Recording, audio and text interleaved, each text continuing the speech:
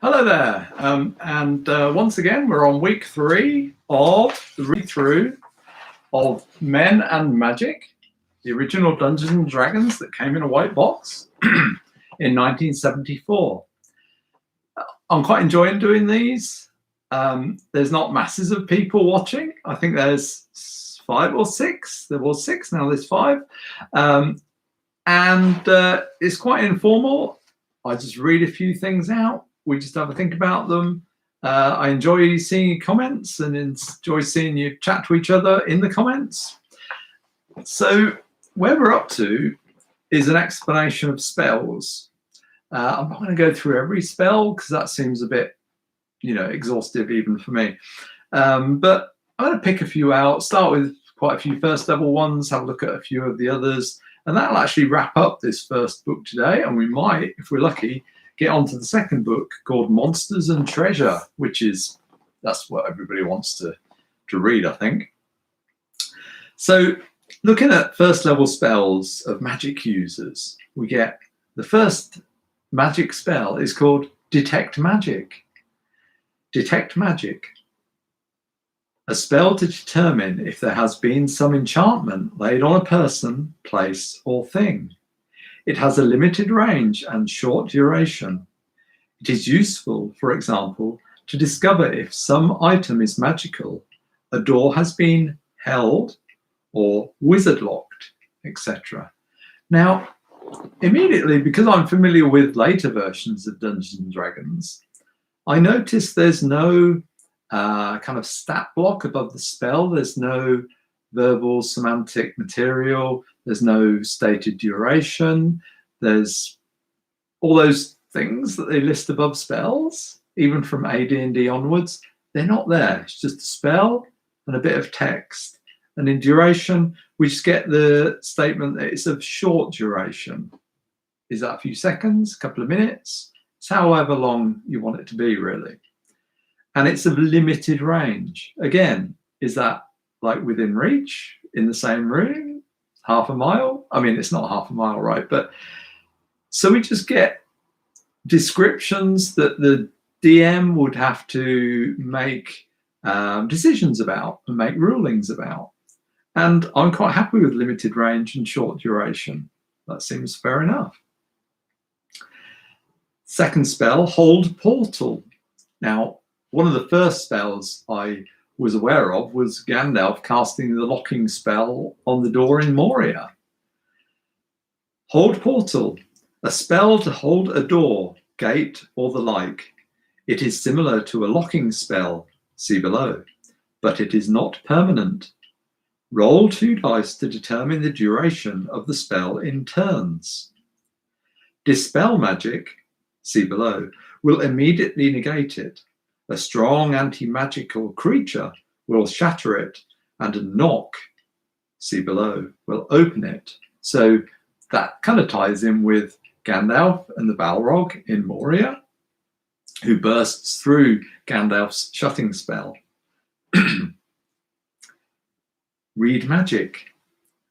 The means by which the incantations on an item or scroll are read. Without such a spell or similar device, magic is unintelligible to even a magic user. The spell is of short duration, 1 or 2 readings being the usual limit. Protection from magic. This spell hedges the conjurer around with a magic circle to keep out attacks from enchanted monsters. It also serves as armor from various evil attacks, adding +1 to all saving throws and taking a -1 from hit dice of evil opponents. Note that this spell is not cumulative in effect with magic armor and rings, although it will continue to keep out enchanted monsters. Duration 6 turns. So here we do get a stated duration. I don't recall if we had a definition of what a turn was previously. I think maybe we did. Light. A spell to cast the light in a circle 3 inches in diameter. Again, we talked about inches previously. So an inch is an inch on the map, on the tabletop, not an inch in real life. Not equal to full daylight. It lasts for a number of turns equal to 6 plus the number of levels of the user. Thus, the 7th level magic user would cast the spell for 13 turns. We'll just look at a couple more spells I've put a note by. Charm Person, also a 1st level spell. This spell applies to all 2-legged, generally mammalian figures near to or less than man size, excluding all monsters in the undead class, but including, here we go, sprites, pixies, nixies, kobolds, goblins, orcs, hobgoblins, and gnolls. If the spell is successful, it will cause the charmed entity to come completely under the influence of the magic user until such time as the charm is dispelled. Perhaps with dispel magic, it says in brackets. Range 12 inches. So 12 inches on the map, that's actually quite a long way.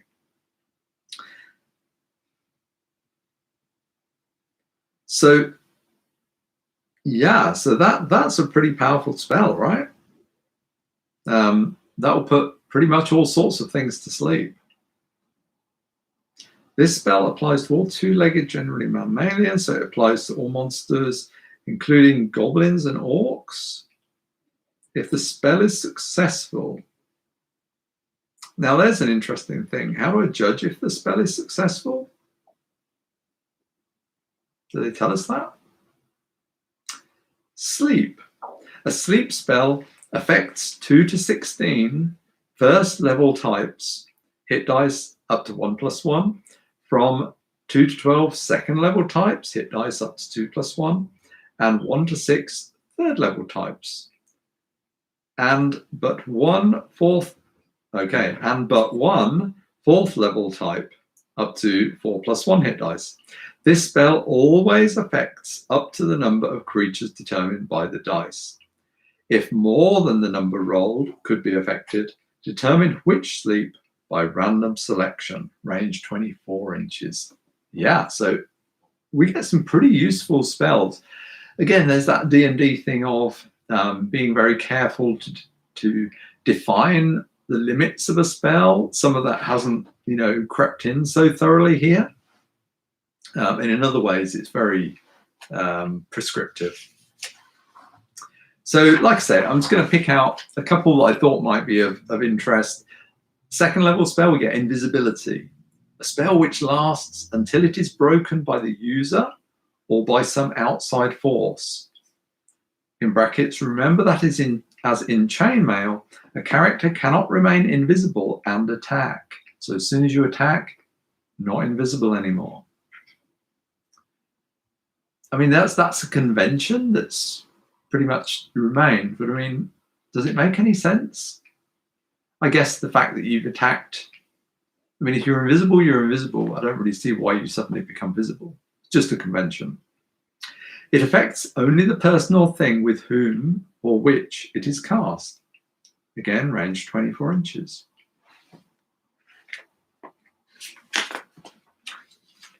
And here we get the orc. Pretty fearsome.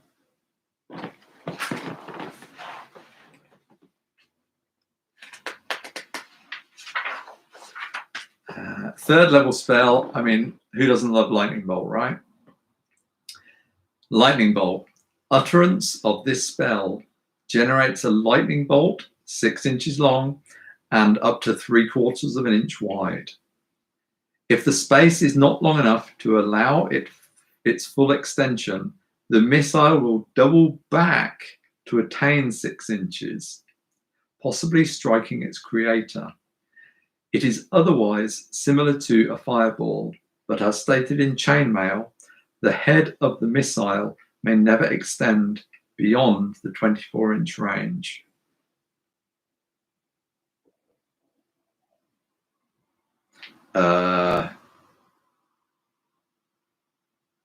Okay, I'm not really sure I'm getting that. Has it got a 24-inch range? Maybe it has. Okay, maybe it's got a 24-inch range, but it's only 6 inches long. That's not quite clear to me. Let's take a look at Fireball. That's always good. A missile which springs from the finger of the magic user and explodes with a burst radius of 2 inches, slightly larger than specified in chainmail, in brackets. In a confined space, the fireball will generally conform to the shape of the space, elongate, or whatever.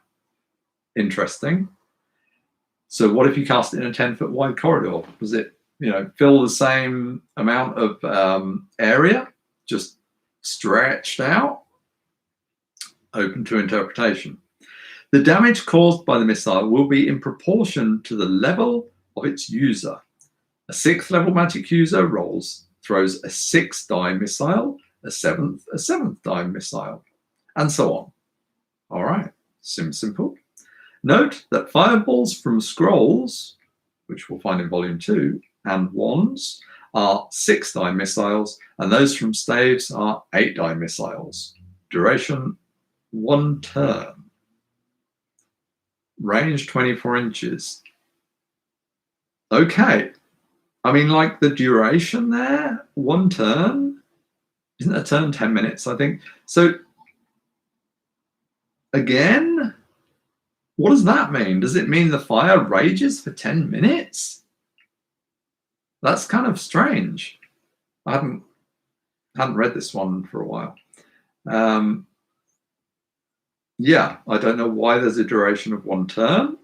The range makes sense, but duration seems a bit weird.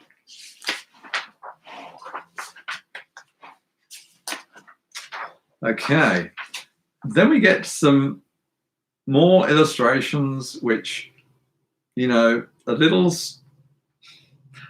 very beyond questionable, but I guess of the period, we get the beautiful witch and the Amazon. The Amazon has to be topless for some reason. So there we go. Very much of their day, I guess. Let's see. Then we get 5th level spells. Okay, then we get contact higher plane. Let's just have a look at this. This is is this a 5th or 6th? I think this is a 5th level spell. And it's got the reason I look at it is because it's got a chart or a matrix, which, implies it's going to be some complexity, something interesting here. This spell allows the magical type to seek advice and gain knowledge from creatures inhabiting higher planes of existence, in brackets, the referee. Inhabiting higher planes of existence. Of course, the higher the plane contacted, the greater the number of questions that can be asked. The greater the chance that the information will be known, and the higher the probability that the question will be answered truthfully. Use the table below to determine these factors, as well as the probability of the magic user going insane. Only questions which can be answered yes or no are permitted. So you get a yes/no question. And then there are planes. I mean, this says quite a lot about the setting as well, doesn't it? Because we talked before that there's not really a setting in these books, in this set. There are settings that we have some reference made to, but Greyhawk and Blackmoor, but we don't really have a setting in this book, but we have by implication. So we have a column on the left. This is contact higher plane. It starts with 3rd. I guess we're on the 1st. I don't know what's on the 2nd, but you can't contact that. That's out of touch. No, maybe there's nobody in the 2nd one. I don't know. And it goes up to 12th. So the number of questions you can ask is the same as the number of the plane. So you can ask 3 questions to the 3rd plane. You can ask 10 questions to the 10th plane. Again, nice and logical. chance of knowing goes up by the plane. So if you contact the third plane, it's 25% chance. Then it goes up by about 5%, some jump 10%, up to 12th plane, where it's 95%. They're going to know it all, pretty much like gods. And with their knowledge and the number of questions comes an increased veracity. So on the third plane, this is all very weird, isn't it? On the third plane, there's a 30% veracity. But on the 12th plane, it goes up in 5s and 10s of percent. The 12th plane, 100% true. 100%. Definite. However, offset this with insanity. So it starts on the third plane, no chance of insanity. I guess they're not so removed. But you get up to the 8th plane, 50% chance of insanity. I don't know what that means. You go insane. Does it mean you're no longer a player character, or you're just an insane player character? I don't know. Can you get treatment? Up to 12th plane, 90%. 90%. Yes, he has, Ralph, slipped into the detailed mode again. But I mean, I'm kind of intrigued by this spell now. So I'm going to just look at it again. The spell allows the magical type, the spellcaster, right, to seek advice and gain knowledge from creatures inhabiting higher planes of existence. That's the referee. Of course, the higher the plane contacted, the greater the number of questions that can be asked, the greater the chance that the information will be known, and the higher probability that the question will be answered truthfully. Got it. Use the table below to determine these factors. So I think you cast it. It's a 5th level spell. There's no more guidance. So maybe, unless it's over the page. Oh, actually, there is more over the page. But there isn't room on this page for it. You know why? Because a goblin took it. Look at him. He's there chopping up your planes. What plane's he on? With an axe? Oh, look, my thumb on it. Or finger even. Yeah. All right. So, I'm going to preempt what's on the next page because I think that's about wizard insanity. But so can I say, I want to dial through to number 5, plane number 5, press button 5, or plane number 10, and gamble the risk myself as the magic use? Or does the GM just decide and not tell me what plane I've contacted? All in the DM's hands, I feel. Interesting. A little bit more about the spell here. If a magic user goes insane, always the male pronoun, he will remain so for a number of weeks equal to the number of the plane that he was attempting to contact. The strain making him totally incapacitated until the time has elapsed. Wow. For each level above the 11th, oh, so there's levels above 11th. There's only one, there's 12th, right? Oh no, this is magic user level, okay. For each level above the 11th, magic users should have a 5% better chance of retaining their sanity. The spell is usable only once every game week. I can see a lot of fun with this spell. Asking yes/no questions, the chance of your character being totally incapacitated for weeks, but at a higher level, you're going to negate quite a bit of that chance. And then you've got the veracity thing. Is it actually true? Is it not true? I'm guessing you roll that for every question. The chance of them knowing. There's a lot going on in there. So I've just turned the page, so I'm just going to take a quick browse of your comments.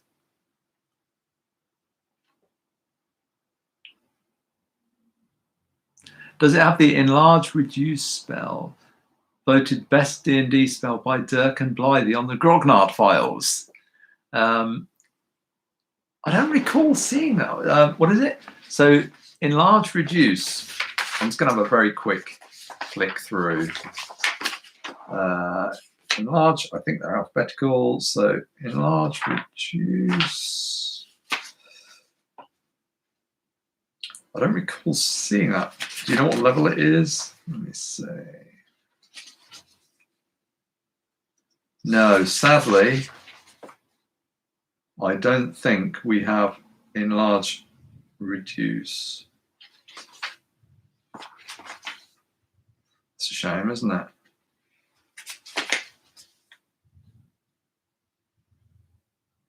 I'm assuming it's a magic user spell, I think, isn't it? Yeah, okay. No, sadly, that must come a bit later. A high level one, which I think is level 6, which is the highest level of spells. We get Geas, as in the 7 Geases, by whose name escapes me. We did an episode on it on the podcast. Is it long? Can't remember. About that long. A spell which forces the recipient to perform some task as desired by the magic user casting the Geas. Any attempt to deviate from the performance of the task will result in weakness. And ignoring the Geas entirely brings death. The referee must carefully adjudicate the casting and subsequent performance of the Geased individual when this spell is used. Duration until the task is completed. Clark Ashton Smith, thank you, of course it is. And then we got Cure Light Wounds. We're on to clerics now, so I've skipped a whole bunch of magic user spells. Cure Light Wounds, which we all know and love. During the course of one full turn, this spell will remove hits from a wounded character. So a full turn to cast, or at least a full turn to take effect, including elves and dwarves, etc. A die is rolled, not told what die, I guess the d6. 1 pip added, yes, it is a d6, and the resultant total subtracted from the hit points the character has taken. Thus, from 2 to 7 hit points of damage can be removed. All right. And then for some reason, I didn't have the other pages printed out, but I printed them out separately because there's a little bit at the end. So I'm just going to skip on past the other magic user spells. Get loads of fluff. There's a few spells that always kind of jumped out at me and were memorable. Insect Plague is one of them. That's a 5th level magic user, cleric spell. By the means of this spell, the cleric calls to him a vast cloud of insects and sends them where he will within the spell range. They will obscure vision and drive creatures with less than 3 hit dice off in a rout. The dimensions of the Insect Plague are 36 inches square. So I was going to say 6 by 6, but I guess that's obvious. Duration, 1 game day. Wow, they last a whole day. Okay. Range, 48 inches. Note, this spell is effective only above ground. Do you not get insects below ground? Why only above ground? I mean, I guess you don't get as many. I don't know. Seems weird. And then we get some notes after the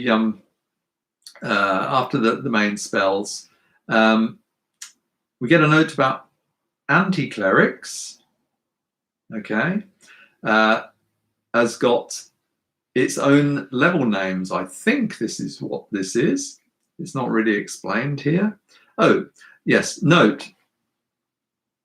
There are anti-clerics listed below who have similar powers to clerics. Those clerical spells underlined on the table for cleric spells have a reverse effect. All others functioning as noted. The chief exception is Raise Dead, which becomes the Finger of Death. I like that. Instead of raising the dead, this spell creates a death ray. There's your death ray. Because we had a number on the chart for each character is their chance to resist death by death ray, which will kill any creature unless a saving throw is made where applicable. Range 12 inches. A cleric type may use this spell in a life or death situation, but misuse will immediately turn him into an anti-cleric. And we get the cleric names, which are basically all the same cleric names, just with evil on the start. So rather than acolyte, you're evil acolyte. Rather than adept, you're evil adept. And then, rather unfortunately, the third level up, shaman. Not evil shaman, shaman. Are they inherently evil? I don't think so. And then evil priest, evil curate, evil bishop. I love evil bishop. Evil lama and evil high priest. And then we get a paragraph about magical research. Both magic users and clerics may attempt to expand the spells listed as applicable by class. This is a matter of time and investment. The level of the magic required to operate the spell, determined by the referee, dictates the initial investment. Investment for first level is 2,000 gold. Second level is 4,000 gold. Third level is 8,000 gold. So we see the progression. The time required is 1 week per spell level. For every amount equal to the basic investment, there is a 20% chance of success, cumulative.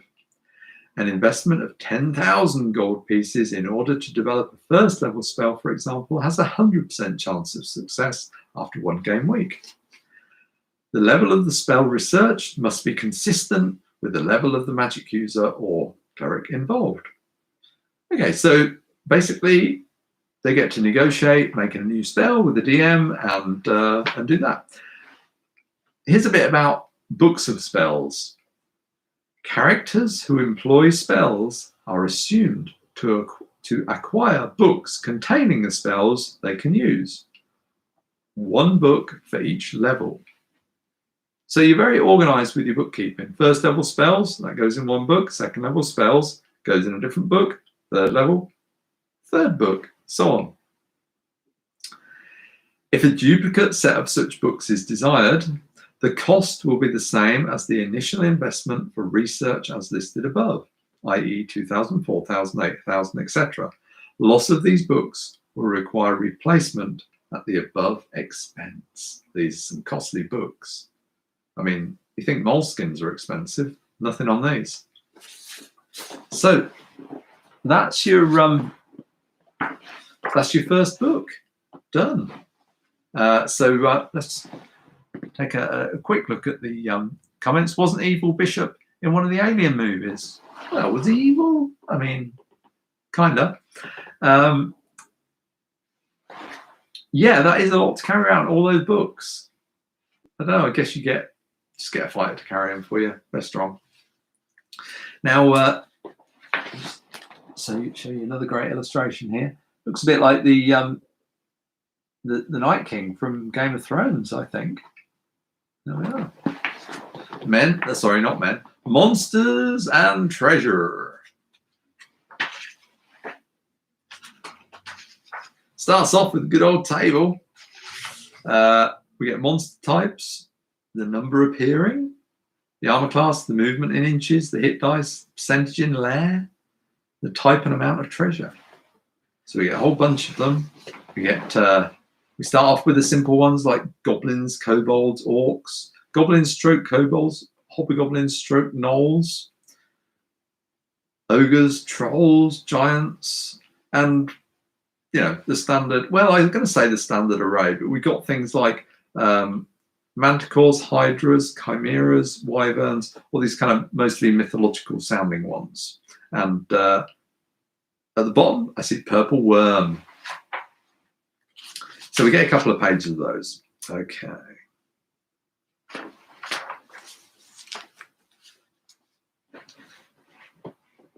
Then we get some notes about monster descriptions. Bandits. Although bandits are normal men, they will have leaders who are super normal fighters, magical types, and clerical types. For every 30 bandits, there will be one 4th level fighting man. For every 50 bandits, there will be, in addition, one 5th or 6th level fighter. You roll the dice. 1 to 3 is the 5th level, 4 to 6 is the 6th level. For every 100 bandits, there will be, in addition, one 8th or 9th level fighter.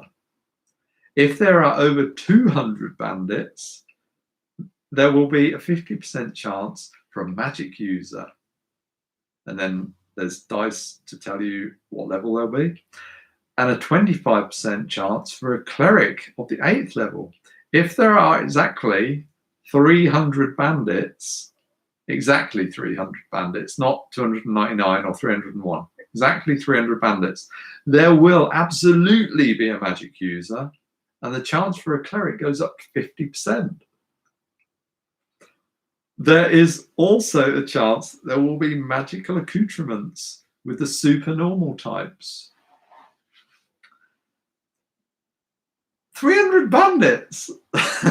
But then if you've got your 50 players, as we talked about in the first episode, that's like 6 bandits per character. This is nuts. I mean, why go to that level of detail? When did he have like 300 or 200 bandits? I don't know. Crazy. And a lot of text and space given over to these incredibly unlikely things, and a lot of detail. I mean, if you were just incorporating these into your game, you just make this stuff up, wouldn't you? Yeah, henchmen, Ralph. I mean, I guess you could, get some of these on board, but I mean, also, that's a hell of a bandit camp, isn't it? I mean, I envisage bandits being like small roving groups of rogues, but and then we get more stuff about the clerics and what they might have, and the magic users, what they might have, and so on. Then we get examples of bandits. Sorry to sound exasperated, but it just seems a bit crazy to me. Examples of bandits. Assume, if you will, 183 bandits are encountered. Nice round number. There will be the following supernormal. Also, I've not come across this phrase supernormal. It's a hyphenated supernormal. I mean, above normal, right? But it's just a weird terminology to me. There will be the following supernormal types with them. 6 fighting men of 4th level, 3 fighting men of 5th or 6th level, 1 fighting man of 8th or 9th level, the leader. Using percentile dice, a score of 20% or less would indicate that the 4th level fighters had magical armor, shield, and or sword.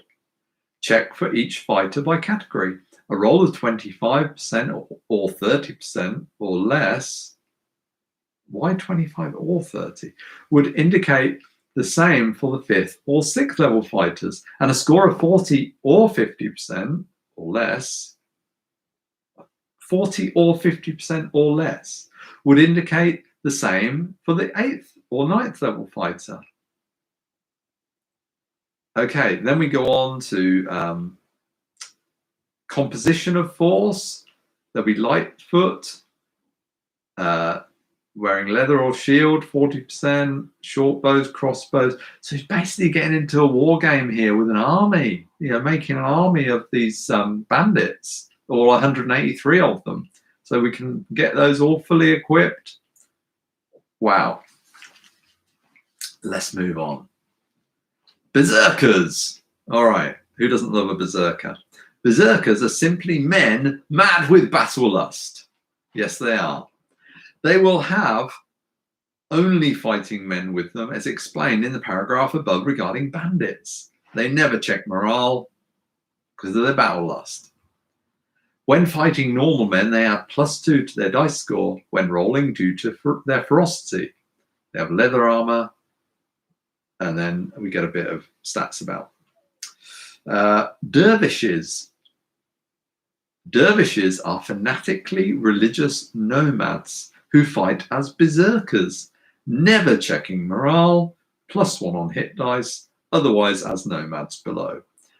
Except they will always be led by an 8th to 10th level cleric and are of lawful alignment. Let's take a look at the nomads. These raiders of the deserts or steppes are similar to bandits. As for supernormal types and most other characteristics, and then we get a composition of their forces, lancers, bowmen, the percentages of their troop that will be made up of those different forces. Yes, dervishes are nomadic berserkers. Make of that what you will. I don't. No, they are religious as well. I'm pretty sure we did say something about, yeah, religious nomads. Just referring to the comments here. Okay, so basically we're getting loads of different types of people. So we're getting buccaneers. Buccaneers are water-going bandits. Can't get away from bandits, really. Everything, bandit is the norm, and then everything kind of extrapolates from that, apparently. Pirates. Pirates, they're the same as buccaneers, who are basically like bandits, except they're aligned with chaos. Chaos pirates. Cavemen. Great. Cavemen fight as 2nd level fighting men armed with weapons equal to morning stars. They have no armor. They're cavemen, but they get 2 hit dice and a -1 morale. Alignment is always neutrality. Fred Flintstone, neutral all the way. And then we go on to mermen. Marvelous. Mermen, similar to berserkers in most respects, but they fight at -1 on land. I should think so.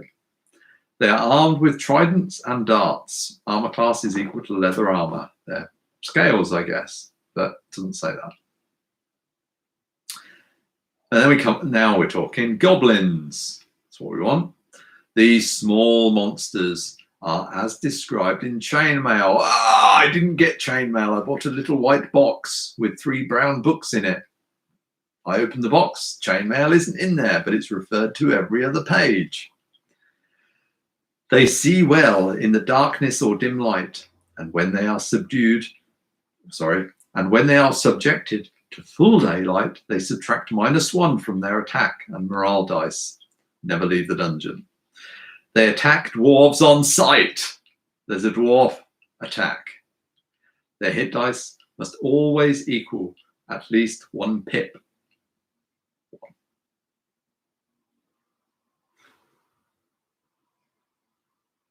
What does that mean? Their hit dice must always equal at least 1 pip. So if they've got, I guess, is their hit dice 1 -1 maybe? So it'll always be a minimum of 1. I guess that's where it comes to. Composition of force for goblins. When in their lair, the Goblin King will be found. He will fight as a hobgoblin in all respects. He will be surrounded by a body of from 5 to 30. And here actually we get told how to generate this range of numbers, because often it's like, you know, we're just given a range of numbers and we're not told what dice to actually roll. So 5 to 30 in brackets, roll 5 6-sided dice. As guards, as hobgoblins also. Kobolds. Treat these monsters as if they were goblins, except they will take from 1 to 3 hits. Roll a 6-sided die with 1 or 2 equaling 1 hit, 3 or 4 equaling 2 hits, etc. Okay. Orcs. Okay, I'm not going to read every monster, but you know, the stars of the show will take those in. Also, there's quite a lot of stuff about orcs. The other interesting thing is, I think that you get more than the description of the monster when you read some of these things, like the spells and the monsters. You get an insight into how the designer was playing the game and also into how they're envisaging the setting, because sometimes it says more stuff about the setting more broadly than just specific to that monster. So let's take a look at orcs and see what we get. Andrew's asking me to read every monster. I mean, I can, but if you really want me to. The number of different tribes of orcs can be as varied as desired. Yeah, it's a rainbow nation of orcs. Once decided upon, simply generate a random number whenever orcs are encountered. The number generated telling which tribe they belong to, keeping in mind intertribal hostility. So they don't get on, apparently, these orcs. When found in their lair, it will either be a cave complex, die roll 1 to 4, or a village, die roll 5 to 6. The cave complex will be guarded by sentries. A village will be protected by a ditch or palisade defense. One light catapult per 50 orcs, and a high central tower of some kind. They're pretty organized, these orcs. I like it. Orcs found in a cave will possibly have a strong leader, protector types, as will those in villages. The goblin. Oh no, we're on orcs. Sorry, I'm getting back to the Goblin King. Can't forget the Goblin King. So then we get cave complex. We get a little chart here because you can't beat a good chart. So what is this telling me? I'm trying to figure it out. Yeah, and I'm kind of struggling. Okay. So we get 7th to 9th level fighting man, cave complex nil, village 25%, 100 orcs. Sorry, I'm just reading this out. It's not making a lot of sense to me. If I go down a couple of lines, I've got dragon. Is that when the orcs are with a dragon? Okay, I'm guessing these things, this is the chance that they have this number of orcs. Let's just read on a little bit. I'll show you the chart. See, maybe you can explain it to me. So we've got orcs, and then we've got a chart, cave complex and village.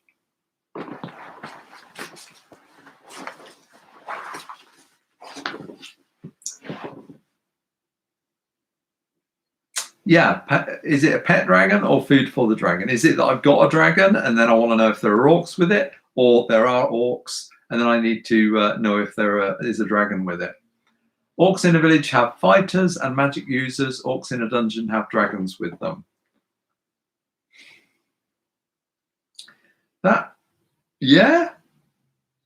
Okay, yeah. So okay. So Miss Dr. Cowie has sorted this out, I think. So in a cave complex, right, so for every 100 orcs, there's a 10% chance there's a dragon with them.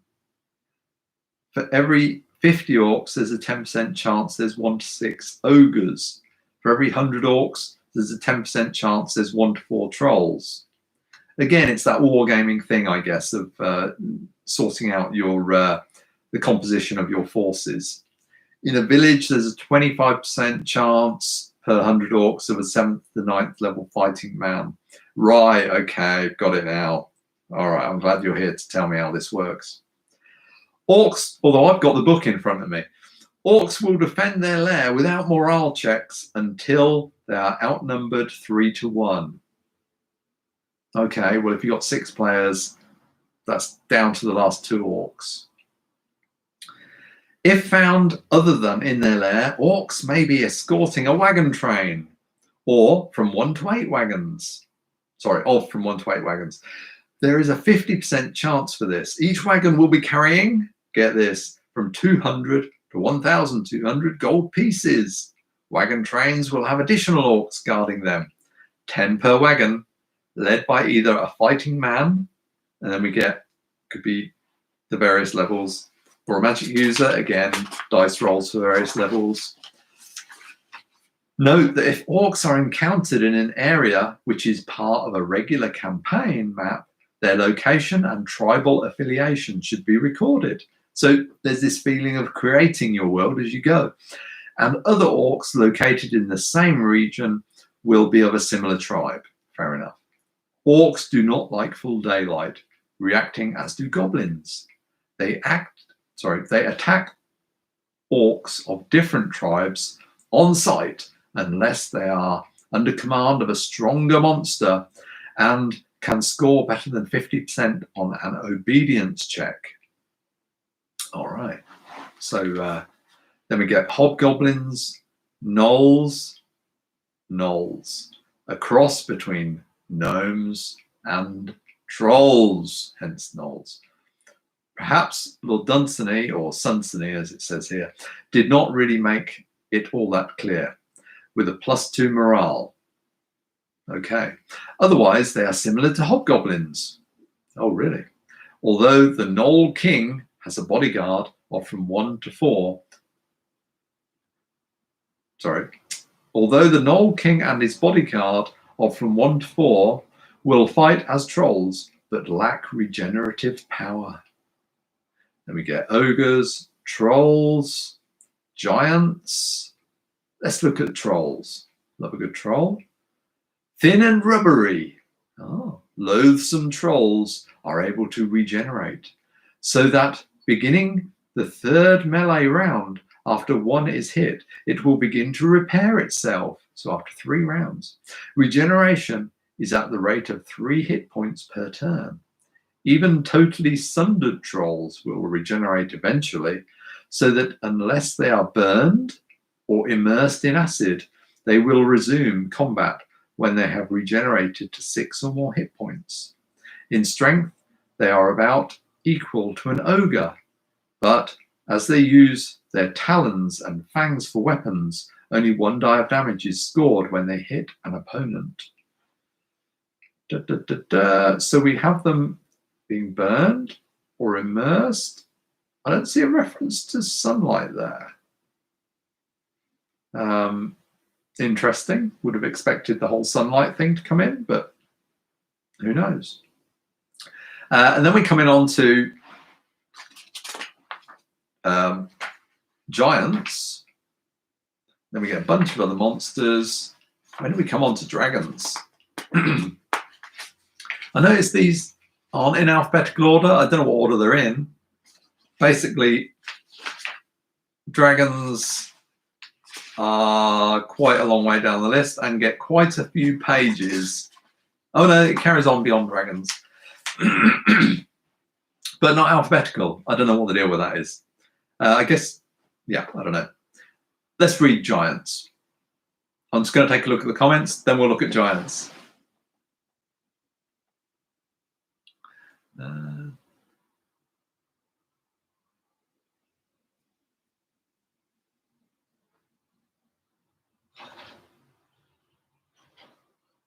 Yes, this is why my character always carried a few gallons of acid.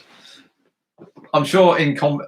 What did you store that in, Michael? I mean, carrying a few gallons of acid? That's like demijohns. You know, are they glass? Are they metal? Because if they get broken, or do you have them on a little wagon? I don't know. So giants, as stated in chainmail, giants act as mobile light catapults with a 20-foot range. Due to their huge weapons, all giants will score 2 dice of damage when hitting an opponent. Wandering giants will carry from 1,000 to 6,000 gold pieces with them in their usual copious shoulder sack. Note that there can be many types of giants, including the following. Hill giants. They're the smaller brothers. Only 8 hit dice. They live in a cave. No unusual characteristics. Just big, I guess. Then we go on to stone giants. A little bit more hit dice. 9 hit dice. They're there in a cave. Unusual characteristics. They throw as a heavy catapult. Then we go up to frost giant. Bit more hit points. They're there. They don't live in a dirty old cave. They live in a castle. An ice castle, maybe. Impervious to cold. Makes sense.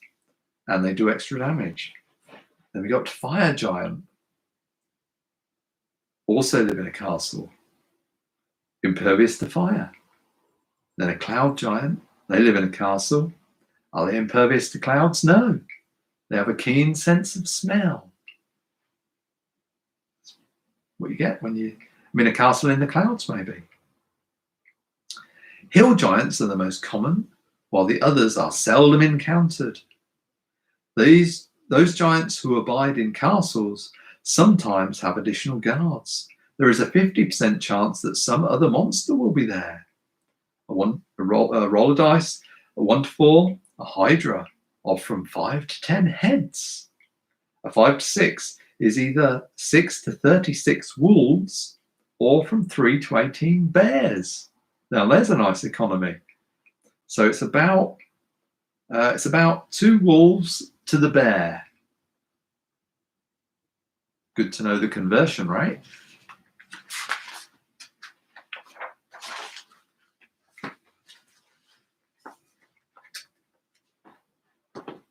And Dr. Cowie tells us the shoulder sack is a medical term. It's what you keep your shoulders in. So that's good to know. Over the page, more monsters. I don't know how many of these you want me to read. I'm quite enjoying reading them, so I'll just pick out a few that jump out at me, a few, favourites. But I kind of, they're like my children. I like all of them equally. Skeletons and zombies. Skeletons and zombies, same entry. What's up with that? I mean, I guess they're not so different. They seem very different to me. Skeletons, they're those things in like the Ray Harryhausen films. They come up and do the thing, whereas zombies, that's totally different. But anyway, skeletons and zombies act only under the instructions of their motivator, be it a magic user or cleric, in brackets chaos, a chaos cleric, right? An evil cleric, evil high priest. They are usually only found near graveyards, forsaken places, and dungeons. But there is a possibility of their being located elsewhere to guard some item, the referee's option. There is never any morale check for these monsters. They will always attack until totally wiped out. All right. Ghouls. I mean, they're a favourite of mine from Call of Cthulhu. Let's just see what we get here for ghouls. As stated in chainmail for whites, ghouls paralyze any normal figure they touch, excluding elves. Remember, we've got the save versus paralysis. They otherwise melee in the regular fashion and are subject to missile fire. Any man type killed by a ghoul becomes one. Nice.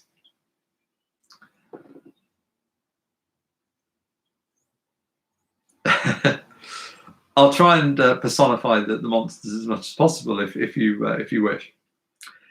Whites. Whites are nasty critters. I mean, I know whites first off from the White Mounds in about basically you need Tom Bombadil, don't you? Where are you? How do you get away from whites without Tom Bombadil to come and save you? Nasty critters, I like that term, who drain away life energy levels when they score a hit in melee. 1 level per hit. I used to hate that. You've worked all that time to get up, to whatever level you're at. 1 hit, drop down a level. Sucks, doesn't it? Thus, a hit removes both the hit dice and the corresponding energy to fight, i.e. a 9th level fighter would drop to 8th level. Whites cannot be affected by normal missile fire, but silver-tipped arrows will score normal damage, and magic arrows will score double hits upon them. Magical weapons will score full hits upon them, and those with a special bonus add the amount of the bonus in hit points to the hits scored.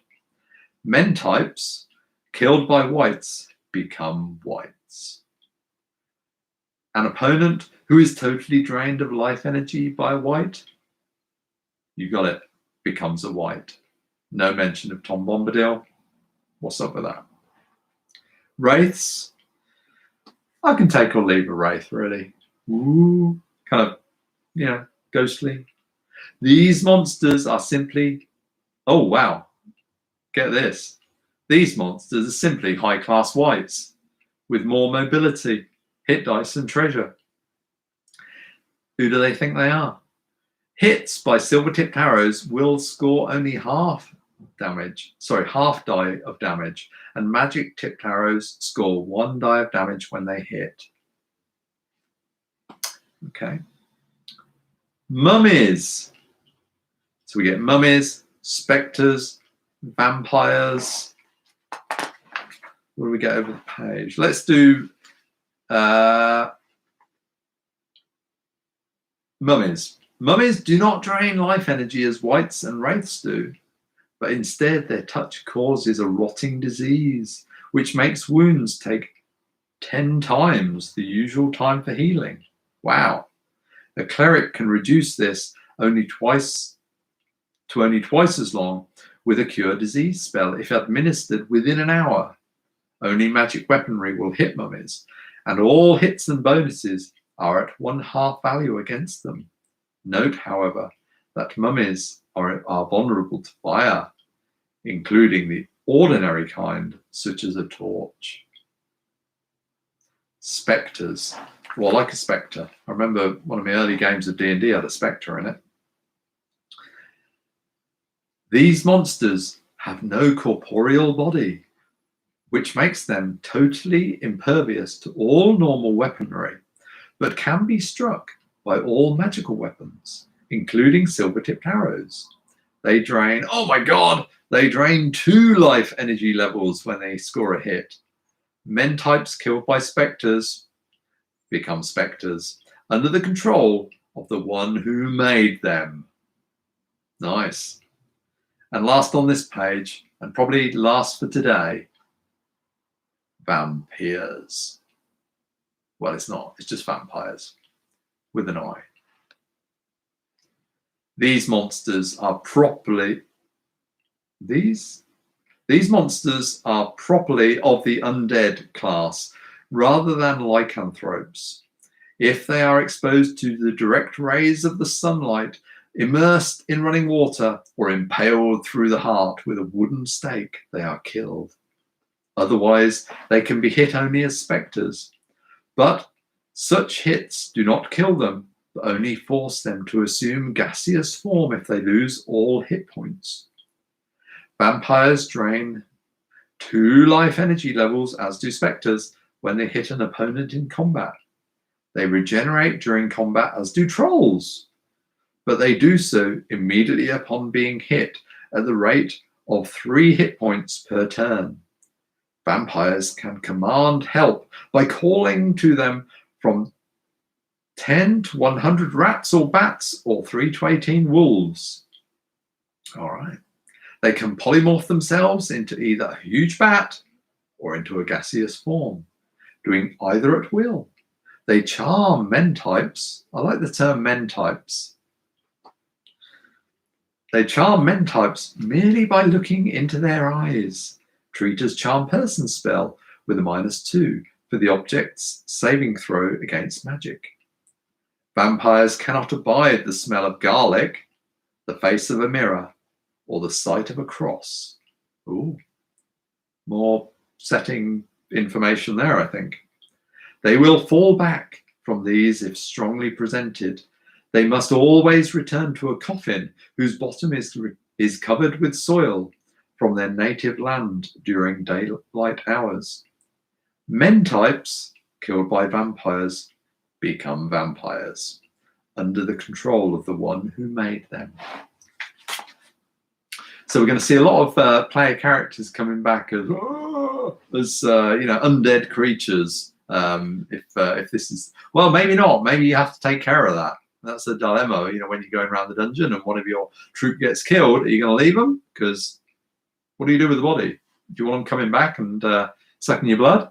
Not really. But that was always a conundrum, wasn't it? The whole, what world is this then? Is it a fantasy world or is it our world? Because crosses affect vampires, so we get this whole Christian mythology. Is that in D&D? Seems like it must be.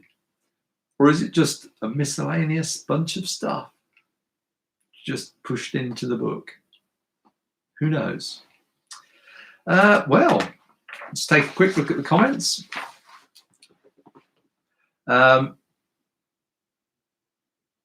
OD&D forced everyone to be a game writer. Yes, I think so. And I think we've been looking for the perfect version of it for like, what, some 46 years. And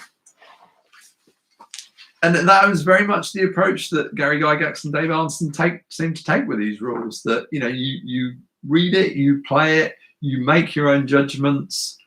The rules might change. The players might need to make amendments in these books in pencil. It suggests pencil in case they, you know, get changed again. So it was very much a cooperative experience and a changeable text. It wasn't kind of canon, which is interesting. So I mean, there was an interesting series, I think, of YouTube videos by Ron Edwards about looking at first edition D&D, or the original editions of D&D, being like people looking for the original text of the Bible, or the, you know, the roots of Christianity and so on. And I can kind of see that because there are all these different iterations of it, and this striving to kind of get back to one pure form of it, as we played it back in the day, or as it was written. Who knows? I'm not sure there is one canonical form of it, I guess. Well, it is Good Friday, so is it all right to mention the Bible? I'm no scholar on that, so I probably shouldn't. But anyway, I digress. So that's Monsters and Treasure. There may be more of this next time. Yeah,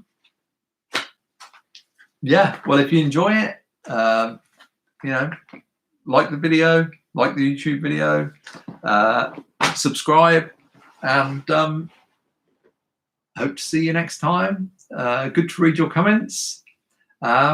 Goodbye. Happy Easter. Happy staying indoors. If you're watching this in a year's time, I hope you're able to go outside. All right. Good night, everybody.